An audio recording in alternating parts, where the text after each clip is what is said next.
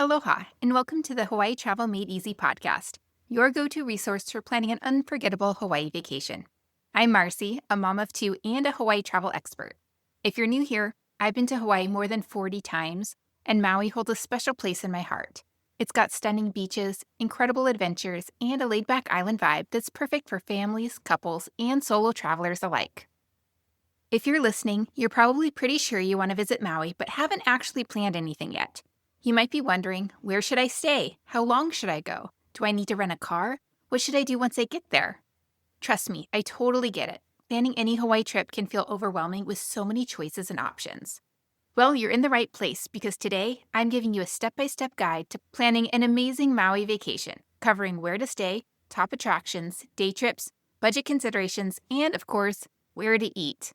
And before we get started, I want to acknowledge the wildfires that devastated parts of Maui in August 2023. Lahaina, including the historic downtown and famous banyan tree, is still recovering, so I'll be giving you alternative recommendations to help you plan respectfully while still supporting the island's economy. It's important to travel thoughtfully and understand that visiting Maui in a respectful way actually helps the local community rebuild. So grab a notepad or just sit back and relax, and let's jump in. First things first, how many days do you actually need on Maui? This is one of those questions that really depends on what kind of vacation you're looking for and how much you want to see. My sweet spot recommendation is 7 to 10 days if you want to see the best of the island without feeling rushed. This gives you time to do the road to Hana, experience Haleakala Sunrise, get some serious beach time, and maybe even fit in a snorkeling trip to Molokini Crater. Now, if you only have 4 to 5 days, don't worry. You can still have an incredible trip. Just focus on one or two major areas, maybe West Maui and Upcountry or South Maui with the day trip to Haleakala. You'll get a great taste of what makes Maui so special. And if you're lucky enough to have 2 weeks, well, you're living the dream. You can explore at a much more relaxed pace, maybe even hop over to another island and really soak in that Maui time vibe. Here's something I learned the hard way. Always build in some flexibility to your Maui schedule. On one of our trips, we actually landed right as a fire broke out, not the devastating August 2023 one, but a smaller one that still caused major disruptions. We ended up stranded on the highway for 12 hours with a baby and a toddler, and let me tell you, that was not fun. We finally got to our vacation rental well past midnight, completely exhausted. Now, I always tell people to have backup plans and don't pack your schedule too tight because Mother Nature sometimes has other ideas. Now, let's talk about where to lay your head at night because this decision is going to shape your entire Maui experience. Maui has several distinct regions, and honestly, they each offer a completely different vibe. All right, West Maui, which consists of Ka'anapali, Kapalua, and Napili. I really want to make sure that everyone understands the parts of Lahaina are still closed due to wildfire recovery from the devastating August 2023 fires.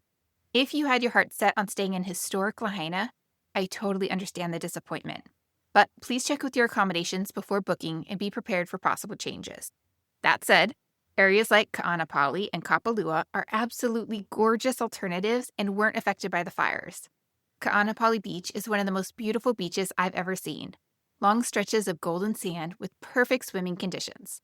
The resorts here are top-notch, and you're close to great snorkeling at Black Rock.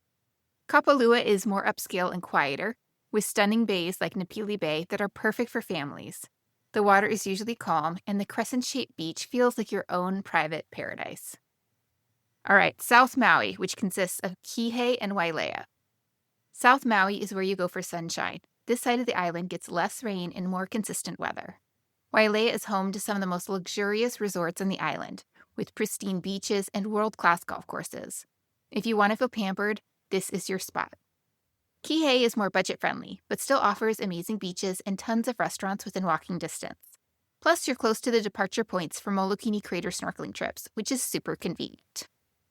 Upcountry Maui, which consists of Kula and Makawao. Now, this is where things get interesting. Upcountry is cooler, greener, and has this amazing paniolo, which is a Hawaiian cowboy, culture. Makawao is one of my favorite little towns. It's got the cutest boutiques, and I'm totally obsessed with shopping at Holo Holo Surf there. The whole area has this authentic local feel that's completely different from the resort areas. If you stay in Upcountry, you're also super close to Haleakala, which means you don't have to drive as far for that sunrise adventure. Plus, the scenery is just gorgeous. Rolling green hills, flower farms, and this peaceful vibe that feels worlds away from the typical tourist areas. My pro tip is if you want resort luxury with perfect weather, stay in Wailea or Kapalua. For a more local, authentic experience with cooler temperatures, upcountry is amazing. And if you're budget conscious but still want great beaches, Kihei is your best bet. All right, let's talk about the fun stuff, what you're actually going to do once you're there. Maui has this perfect mix of adventure and relaxation that makes it so special. Let's start with the big one, Haleakala Sunrise. Now, I need to warn you about a few things here because I want you to be prepared. First, you absolutely need reservations. As of 2025, you must have a reservation for each vehicle entering the park between 3 a.m. and 7 a.m. You can book these up to 60 days in advance through recreation.gov, and they cost just $1 per vehicle, plus a separate park entrance fee. But here's the catch. You can only buy one sunrise reservation per customer every 3 days, and they do sell out, especially during peak season. Second, and I cannot stress this enough, it is cold up there. We're talking about a 10,000-foot elevation, and the temperature drops about 3 degrees for every 1,000 feet. I've been up there when it was in the 40s, even in the summer. I always recommend lots of layers, including a knit hat, warm jacket, and closed-toed shoes. We've actually brought blankets up there for the kids, and trust me, you'll be grateful for them. The drive takes about 2 hours from most parts of the island, which means you're getting up around 2:30 or 3 a.m. It sounds brutal, but I promise it's worth it. There's something absolutely magical about watching the sun rise above the clouds from the rim of a volcanic crater. It's one of those experiences that will stick with you forever. My pro tip is don't leave immediately after the sun comes up. Stay for an extra 20 to 30 minutes and watch the colors change across the crater landscape. It's absolutely stunning. All right, the road to Hana is probably Maui's most famous adventure, and for good reason. It's a 64-mile drive along the coast with 620 curves and 59 bridges. But here's the thing. It's not really about getting to Hana Town. The magic is in all the stops along the way. Waterfalls, bamboo forests, black sand beaches, and tropical fruit stands. Plan to make this a full-day adventure and start early. Some of my favorite stops include Twin Falls, which is great for families, the Garden of Eden Arboretum, Waianapanapa State Park with its black sand beach, reservations are required there, and the pools at Ohio at the end. Important note is that the road can be challenging. It's narrow, winding, and some people get carsick. If you're not comfortable driving it yourself, there's some great guided tours available. Molokini Crater is hands down one of the best snorkeling spots in the world. This crescent-shaped volcanic crater about 3 miles off Maui's coast offers crystal clear water with visibility up to 150 feet and is home to more than 250 species of marine life. You can only get there by boat, and there are tons of tour options ranging from large catamarans to smaller, more intimate boats. Expect to pay around $80 to $150 per adult depending on the length and tour type. Most tours also visit Turtle Town, where you can swim with the Hawaiian green sea turtles. My pro tip is morning tours usually have calmer water and better visibility. And if you're prone to seasickness, take some Dramamine about 30 minutes before you board. Since some parts of West Maui are still recovering, let me give you some great alternatives to explore this beautiful area responsibly.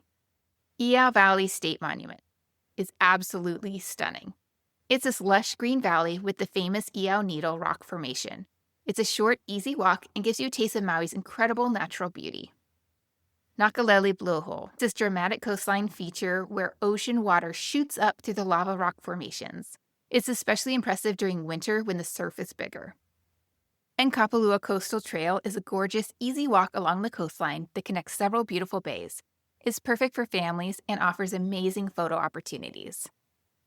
Speaking of supporting Maui's recovery, I want to mention that I attended the old Lahaina Luau right after they reopened following the 2023 fires. They're donating a portion of their proceeds to help Lahaina fire victims, so attending actually helps the community rebuild. It's also hands down one of the best luau's I've ever been to. Authentic, respectful, and incredibly moving. The Maui Ocean Center is another great option, especially for families. It's Hawaii's largest tropical reef aquarium and does amazing work in marine conservation. If you're looking for more adventure, Maui has plenty to offer. Ziplining through eucalyptus forest and upcountry, helicopter tours that show you parts of the island you can't reach by car, whale watching, which is December through April, when humpback whales come to Maui's warm waters, surfing lessons at beginner-friendly beaches like Cove Park, and stand-up paddleboarding in calm bays like Makena. Maui has so much to offer, from Haleakala Sunrise to the road to Hana to a world-class snorkeling. If you're feeling overwhelmed about how to fit it all in, let me help. My Hawaii travel consultations are designed to create realistic Maui itineraries that work for real families. For $149, you'll get a 60-minute consultation with me. You'll get my recommendations plus a travel agent partner who books everything without charging her usual planning fee. Kim at Stuffed Suitcase will handle it all. Need something shorter? Try a 30-minute consultation for $69. Head to hawaiitravelwithkids.com to get started on your Maui adventure. So do you need a rental car on Maui? This one's easy. Yes, you absolutely need a rental car on Maui. Unlike Oahu, where you can get around Waikiki pretty easily without a car, Maui is much more spread out and public transportation is really limited. If you want to do the road to Hana, visit Haleakala, explore upcountry, or beach hop around the island, you definitely need wheels. Even rideshares can be unreliable in remote areas, and you don't want to be stuck somewhere beautiful with no way to get back.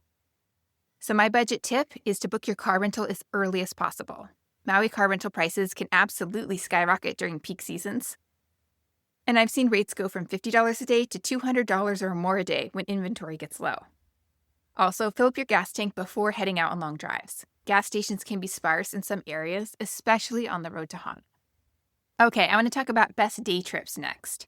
Upcountry Maui is my personal favorite. I absolutely love spending time in upcountry. Start in Makawao Town. It's got this charming Old West vibe with art galleries, boutiques, and great restaurants. As I mentioned, I love shopping at Holo Holo Surf there, and the whole town just has this authentic local feel. From there, you can visit Ali'ikula Lavender Farm, which is absolutely gorgeous and smells amazing. Surfing Goat Dairy is super fun, especially if you're traveling with little kids. You can feed the goats and sample some incredible goat cheese. And Ocean Vodka Organic Farm and Distillery offers tastings and tours with stunning views. And if you're feeling adventurous, there's some beautiful hiking trails up here with way fewer crowds than the coastal areas. You can also do Haleakala National Park beyond sunrise. If you do the sunrise, consider staying in the park for a while to explore. There are some incredible hiking trails, including the Sliding Sands Trail that takes you down into the crater. Even a short walk gives you a completely different perspective of this otherworldly landscape. The PPY Trail is in the Kipahulu section of the park, which is near Hana, and it's one of my favorite hikes on the island. It's about 4 miles round trip and takes you through bamboo forest to the stunning 400-foot Waimoku Falls. You can also explore West Maui. Nakalele Blowhole and the Dragon's Teeth make for a great half-day adventure. The coastline here is dramatically different from the resort areas. Rugged, wild, and absolutely beautiful. There's also Kapalua and Honolua Bay, which are perfect for snorkeling when conditions are calm, and the drive up there is gorgeous.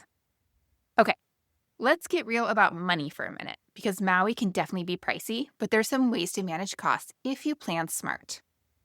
Resort prices in Wailea can easily run $500 to $800 or more per night, especially for oceanfront rooms. Ka'anapali resorts are typically $250 to $500 per night. If you want to save money, look at Kihei condos or vacation rentals, which can be $150 to $300 per night and often include kitchens so you can prepare some meals. Upcountry vacation rentals are often the best value. You'll pay $120 to $250 per night for some truly unique properties with amazing views. All right, let's do a food budget breakdown. Restaurant prices in resort areas can be shocking. $25 to $40 for breakfast and $50 or more for dinner per person. But here's the thing. Some of the best food on Maui is at local spots that cost way less. My go-to breakfast spot is Kihei Cafe. Their banana macadamia nut pancakes are incredible and only about $12. For lunch, I'm obsessed with the fish tacos at Coconut's Fish Cafe. They're around $15. And anything at Paia Fish Market is amazing and reasonably priced. For a special dinner, Cafe Olé has incredible food and setting without the resort markup. Expect $25 to $35 per entree. And if you really want to splurge, I had a fabulous dinner at Roy's during my baby moon when I was pregnant with my youngest. It was pricey, around $75 per person, but the experience was absolutely worth it. Here's some activity cost breakdowns. Haleakala Sunrise is $1 for the reservation and about $30 park entrance fee per vehicle. Molokini snorkel tours are about $80 to $150 per adult, depending on the tour. Road to Hana guided tours are about $150 to $200 per person. Luau's are $100 to $200 per adult. And helicopter tours are about $200 to $400 per person. So, what are some money-saving strategies? I recommend shopping at grocery stores like Foodland or Times for breakfast items and snacks. Even resort guests can save $100 or more per day by doing breakfast themselves. Happy hours are your friend. Many restaurants offer great deals from 3 to 6 p.m. Beach days are free. Pack a lunch and spend the day at gorgeous beaches like McKenna Beach or Napili Bay. And local food trucks and plate lunch spots offer authentic Hawaiian food at great prices, usually $10 to $15 for a full meal. All right, now let's talk about food, because honestly, this might be my favorite part of any Maui trip. Here are some of my personal favorites. Ululani Shave Ice is hands down my favorite shave ice spot on Maui. They use real fruit syrups, and it's just incredible. There are several locations, but the original in Lahaina was sadly lost in the fires. Thankfully, they have other locations in Kihei and Paia. Coconut's Fish Cafe. I am totally obsessed with their fish tacos. They're fresh, flavorful, and not too expensive. It's perfect for a casual lunch. Paia Fish Market. Everything here is amazing. They have a few locations on Maui, and the fish is incredibly fresh and the portions are generous. I always have leftover sea for lunch the next day. And Cafe Olé. The food here is incredible, but it's really the setting that makes it special. Beautiful views, great service, and you feel like you're dining somewhere really special without the resort prices. All right, let's talk traditional Hawaiian food. Tin Roof Maui in Kahului is owned by a top chef alum and serves amazing local comfort food. Their plate lunches are authentic and delicious. And Da Kitchen has some of the best local-style Hawaiian food on the island. Try the kalua pork or the local moko. Now, let's talk about special occasion dining. Mama's Fish House in Paia is expensive, but worth it for a special occasion. The seafood is incredibly fresh, and they tell you exactly which boat caught your fish and when. Make reservations well in advance.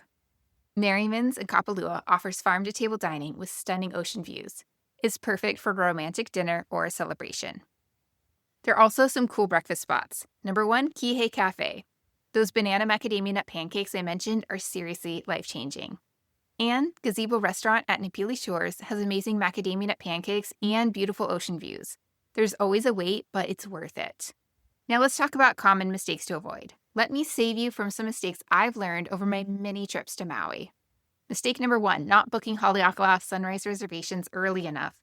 These sell out, especially during peak season. Mark your calendar to get reservations as soon as you know your travel dates. Mistake number 2, underestimating drive times. The road to Hana takes all day if you want to do it right. Don't plan anything else that day. Mistake number 3, not making restaurant reservations. Popular spots like Mama's Fish House book up months in advance. Mistake number 4, not bringing warm clothes for Haleakala. I cannot stress this enough. It's cold up there. Bring layers, including a warm hat and jacket. Mistake number 5, forgetting reef-safe sunscreen. Regular sunscreen is banned in Hawaii to protect coral reefs. Buy reef-safe brands, or you'll be paying premium prices at resort shops. Mistake number 6, not packing snacks and water for the road to Hana. Food options are limited along the route, and you'll be out all day. Mistake number 7, ignoring ocean conditions. Always check with lifeguards about conditions before swimming or snorkeling. Winter surf can be dangerous on North Shores. Mistake number 8, touching or standing on coral. This damages the reef and can hurt you. Look, but don't touch. Mistake number 9, not respecting sacred Hawaiian sites. Places like Iao Valley are culturally significant. Be respectful and follow all posted guidelines. Mistake number 10, only eating at resort restaurants. You're missing out on incredible local food and paying way too much. Mistake number 11, booking activities through random beach vendors. Use reputable companies with good reviews and proper licensing. And mistake number 12, rushing through everything. Maui operates on island time. Embrace a slower pace and don't overschedule yourself. All right, as I mentioned earlier, parts of Maui are still recovering from the devastating August 2023 wildfires. Here's how you can travel responsibly and help support the community. Visit respectfully. Some areas are still rebuilding, so be patient with closures and construction. support local businesses, eat at local restaurants, shop at local stores, and book activities with local companies. Consider cultural experiences like the old Lahaina luau that are giving back to the community. Be mindful of resources. Water and other resources may be limited in some areas, so be conscious of your usage. And follow all posted signs and restrictions in recovery areas. All right, that's everything you need to know to plan an amazing Maui trip. Let me quickly recap the highlights. Plan for 7 to 10 days if you can swing it, and build in some flexibility for unexpected adventures or disruptions. You absolutely need a rental car. Book it early. Make your reservations for Haleakala Sunrise, popular restaurants, and any activities you really want to do. Bring warm clothes for Haleakala. Trust me on this one. Try the local food. Some of my best Maui memories include discovering hole-in-the-wall spots with incredible food. And most importantly, respect the island and its culture, especially as parts of Maui continue to recover and rebuild. Remember, Maui isn't just about checking things off a list. Some of my favorite moments have been completely unplanned, like discovering a hidden beach, chatting with local farmers at a roadside stand, or watching an incredible sunset from an unexpected spot. I'd love to hear from you. What's your number one thing you're most excited about for your Maui trip? Send me a DM on Instagram at Hawaii Travel with Kids, or visit my blog for even more detailed itineraries and tips. If you found this episode helpful, please subscribe and leave a review. It really helps other travelers find this show. Mahalo for listening, and I'll see you in the next episode. Aloha.